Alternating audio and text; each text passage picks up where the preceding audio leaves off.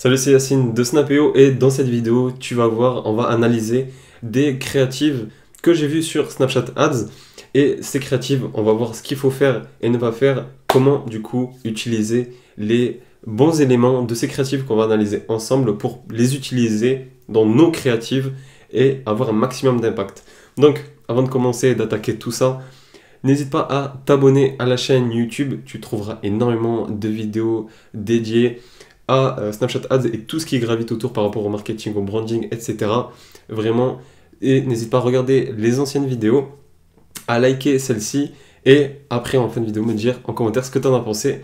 Donc on attaque de suite avec la première et c'est une créative que j'ai vue du coup sur Custom Initial et tu vas voir, je vais lancer directement la créative maintenant et c'est une créative que j'ai beaucoup aimée. Et ce que tu vas comprendre, c'est que tu vas utiliser les mêmes éléments toi aussi pour tes créatives. On voit que c'est simple. Je fais pause. Il y a tout simplement, on voit le produit, donc qui est le bracelet. On a directement le bracelet qui est mis en avant en plein milieu avec une sorte de valeur perçue plus élevée, c'est-à-dire dans le sens où le bracelet est mis, mais il n'est pas simplement mis et voilà, il est là et il fait semblant de se gratter le nez pour montrer le bracelet en même temps. Non, il est en train soit de se doucher, de sortir d'une piscine, etc., d'un spa, on ne sait pas. Peu importe ce que nous donne notre imagination. Et de là, on voit directement les points positifs de notre produit. Et là, pour ce bracelet, on voit qu'on peut customiser les dates. Donc je fais play, customiser les initiales, mettre des noms, mettre ce qu'on veut comme texte. Et tout ça, c'est sur le site Custom Cuff, du coup. Et quand on swipe, on tombe directement donc sur la page produit de ce bracelet-là.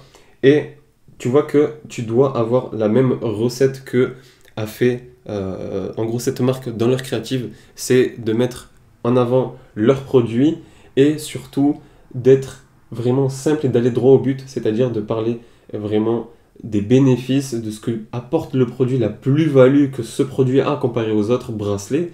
Donc ici on peut customiser, on peut mettre mais vraiment customiser sur ce qu'on veut.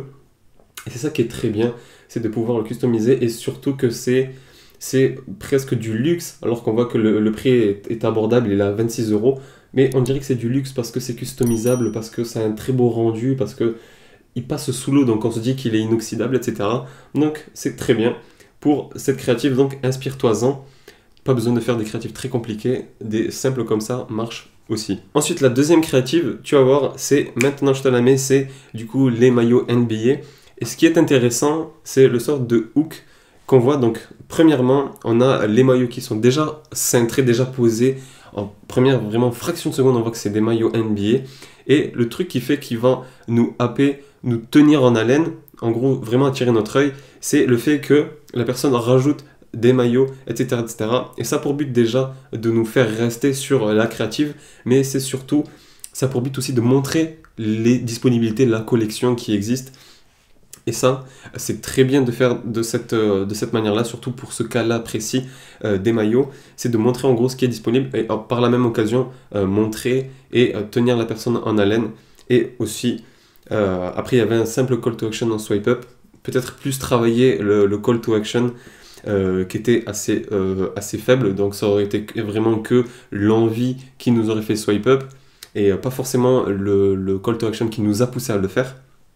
Et sinon, c'est un des très bons points à prendre en compte sur cette créative et peut-être retravailler le call to action qui est vraiment important, que ce soit sur vos créatives, sur vos sites, peu importe, en email, vraiment partout. Les call to action, il faut les travailler. Et dernière publicité, maintenant, c'est celle de McDonald's. Du coup, elle est très simple. Et j'ai pris aussi cette créative-là pour vous montrer qu'il y a vraiment de tout. Il y a vraiment de toutes les marques, de toutes les entreprises qui sont sur Snapchat. Et là, on peut voir avec celle de McDonald's. Là, c'est un cadeau, c'est une sorte de concours pour une paire de sneakers McDonald's. Je ne sais pas qui la veut, mais je pense qu'ils ont voulu faire un peu le même délire qu'avec les sneakers Lidl, tu sais. La paire avait fait grand bruit, etc. Tout le monde parlait de Lidl, des chaussettes et des sneakers Lidl. Je pense McDo, ils ont voulu tester, ils ont voulu faire un peu leur truc à leur sauce, tu vois, pour se faire parler d'eux eux aussi. Bon, ça va pas trop, je sais pas si ça a marché ou non. Mais surtout que là, c'est un concours, donc ils ont voulu mettre ça encore plus limité. Et on voit, là, ce qui est important à prendre, en compte. Point positif, c'est que directement c'est animé, c'est-à-dire qu'il y a le texte et les images qui apparaissent, et du coup c'est directement dynamique. Mais moi je dirais le point négatif de cette créative, ce que moi je n'aurais pas fait, c'est de mettre le liseré rouge tout autour. En fait le truc c'est que, ok d'un côté ça avec le rouge comme ça nous attrape le regard, mais d'un autre côté, l'effet pervers en fait de faire ça, c'est que ce liseré rouge, quand tu swipes, instantanément tu sais que c'est une pub. Vraiment, instantanément tu sais que c'est une publicité parce que bah, les stories elles n'ont pas forcément ça directement. Enfin, les stories de nos amis ou des célébrités, de peu importe, quand on regarde sur Snap, elles n'ont pas de liseré rouge, etc. Donc, première fraction de seconde, on sait que c'est une publicité, donc c'est un peu l'effet pervers de faire ça. Donc, faut faire attention du coup à ce qu'on met en place. Et ensuite, voilà, le swipe up redirigé tout simplement sur les restaurants partenaires. Enfin bref, voilà pour les créatives de cette vidéo. Donc c'était l'épisode 1. J'espère que tu as vu les points qu'il fallait mettre en place ou non pour tes créatives, les choses à faire et à ne pas faire, et surtout travailler certains points, avoir un peu plus de finesse. Et dis-toi que la créative, c'est le premier point de contact avec tes clients, avec tes potentiels clients. Donc il faut que tu travailles ça. Et si tu travailles ensuite tout le tunnel, donc que ce soit de la créative, ensuite le site, etc., et que tout soit bien cadré, travaillé, etc., il n'y a pas de raison que ça ne fonctionne pas pour toi. Donc voilà, dis-moi en commentaire si tu as kiffé l'épisode 1 et me dire les feedbacks, ce que tu as aimé dans cet épisode. N'hésite pas à liker cette vidéo, ça m'aidera énormément, à la partager, etc. Ça me fera énormément plaisir. À me suivre du coup sur l'Instagram YassineBKB.